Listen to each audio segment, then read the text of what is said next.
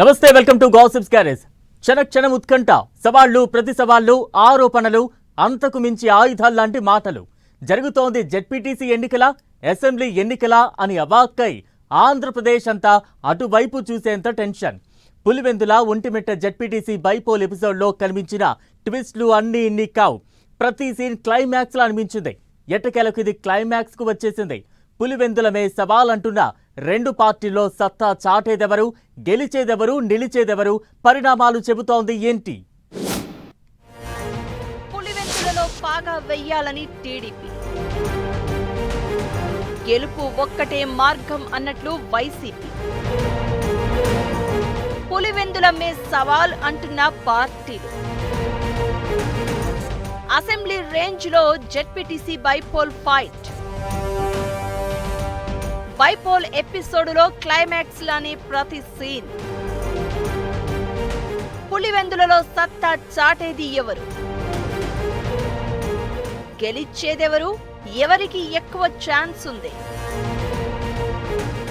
ఒక్క జెడ్పీటీసీ ఎన్నిక ఇంత హాట్ గా సాగుతుందని, ఇన్ని ట్విస్టులు ఉంటాయని, అసెంబ్లీ ఎన్నికలనే మరిచిపోయేలా చేస్తుందని ఎవరూ ఊహించి ఉండరు బహుశా.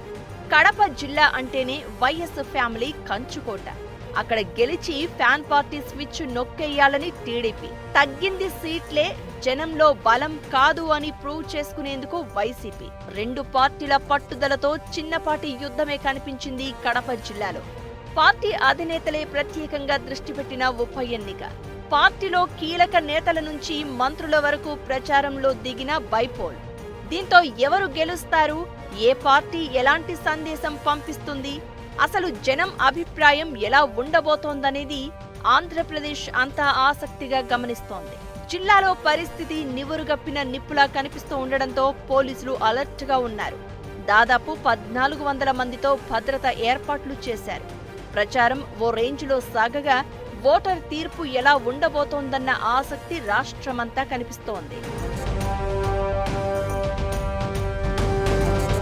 Pulivendula YCP ZPTC Maheshwar Reddy road ప్రమాదంలో చనిపోవడంతో బైపోల్ వచ్చింది. దీంతో సానుభూతి అస్త్రంతో మహేశ్వర్ రెడ్డి కొడుకు హేమంత్ కుమార్ రెడ్డితో వైసీపీ నామినేషన్ వేయించింది. టీడీపీ తరపున మాజీ ఎమ్మెల్సీ బీటెక్ రవి సతీమణి లతారెడ్డి పోటీ చేస్తున్నారు. ఇక్కడ 10,600 ఓట్లు ఉన్నాయి. మొత్తం 11 మంది బరిలో ఉన్నారు. పులివెందుల స్థానంపై రెండు పార్టీల అధినేతలు ప్రత్యేకంగా ఫోకస్ చేశారు. అభ్యర్థి ఎంపిక నుంచి ప్రచారం వరకు పోల్ మేనేజ్మెంట్ తో పాటు ప్రతి దానిపై ఎప్పటికప్పుడు ఆరా తీశారు. టీడీపీ అభ్యర్థి తరపున మంత్రులు, కీలక నేతలంతా ప్రచారంలో కనిపించగా, వైసీపీ తరపున ఎంపీ అవినాష్ రెడ్డి భారమంతా భుజాల మీదకెత్తుకున్నారు. అసెంబ్లీ ఎన్నికల టైంలో వైనాట్ కుప్పం అంటూ వైసీపీ శ్రేణులు హడావిడి చేస్తే, ఇప్పుడు వైనాట్ పులివెందుల అంటూ టీడీపీ దూకుడు మీద కనిపించింది.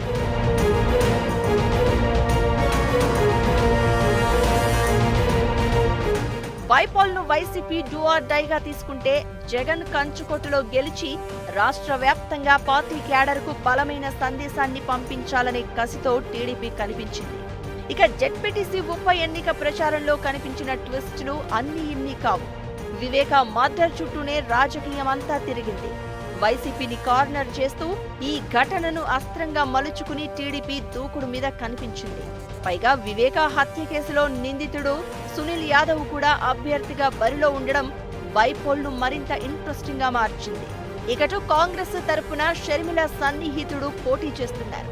ఇలాంటి పరిణామాల మధ్య ఉప ఎన్నిక పరిణామాలు చూస్తుంటే భయంగా ఉందని వైసీపీని టార్గెట్ చేస్తూ వివేక కూతురు సునీత చేసిన కామెంట్స్ మరింత కలకలం పుట్టించాయి.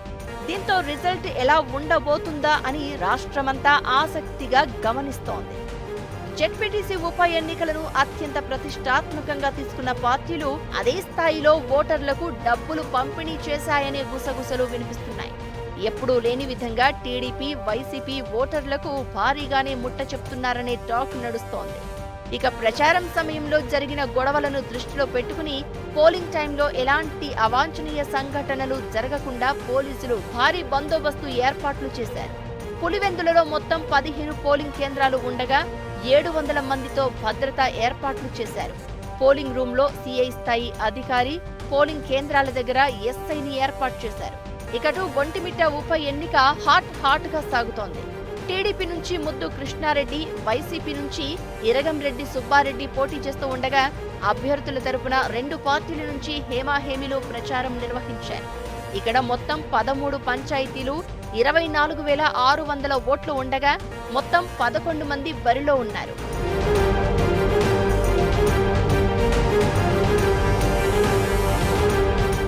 ఓవరాల్ గా పులివెందుల బైపోల్ థ్రిల్లర్ సినిమాను తలపిస్తోంది. ఫలితాలపై అంచనా వేయలేని పరిస్థితి కనిపిస్తోంది.